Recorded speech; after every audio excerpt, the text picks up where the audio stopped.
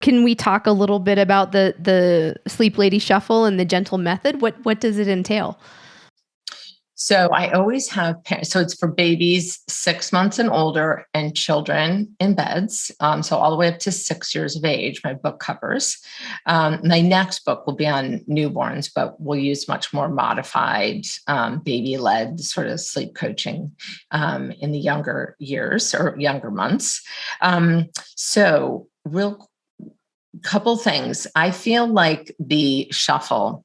No, I don't feel like I have found over the years that the shuffle is really best for a couple of age groups or a couple of groupings, if you will. This is where I do feel like I would start here. One is any children with special needs, um, any children, and when I say children, I'm including babies, of course, that are adopted and not at birth, when you have to focus on creating that secure attachment before you start doing sleep training.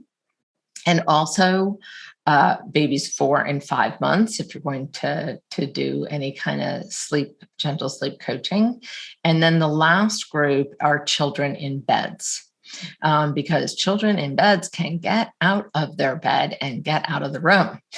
And so, what a lot of parents will do if you're doing the cry it out is if they don't lock the door, which usually creates a lot of anxiety, crying, sometimes dismantling things in the room, the parent will say, no, I'm not going to do that. I'm going to return them to the room. And they end up returning them. I've had parents return them like 30 times a night.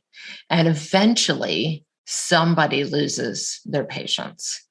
And it's like, just stay in your bed, and closing the door, which creates all kind of stress and anxiety. So that group I absolutely find is much more successful doing a gentler method like the shuffle.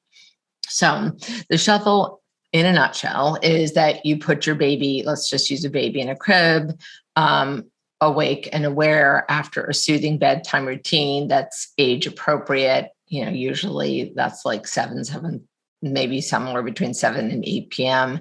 after a great day of naps so that they're well rested and not heading into bedtime overtired. And then you stay, instead of leaving the room when they cry, you stay and offer physical and verbal reassurance, pat, shush, hum, sing, and you can pick up to calm, and you stay until they're asleep. Ideally, trying to do a little bit less over the whatever amount of time that it takes. And then you have the same consistent approach at each awakening. In general, in talking broad strokes, I have you move away every 3 nights. So next to the crib, either halfway to the door or at the door, hall in view, out of the room. And so you're, down the hall until eventually, especially with older kids, you're doing what I call job checks. I'm going to go get my slippers on. I'll be back to check on you, kind of thing.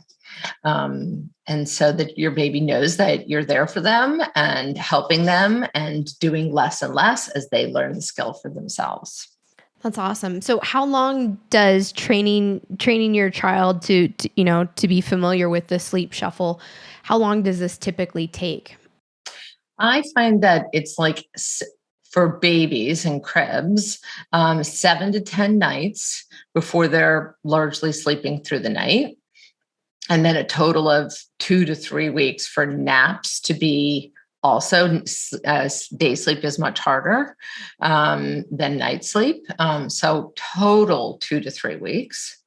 And then with older kids, because first of all, the habits are more ingrained, we as the parent have probably been a little bit less consistent over the course of several years instead of months.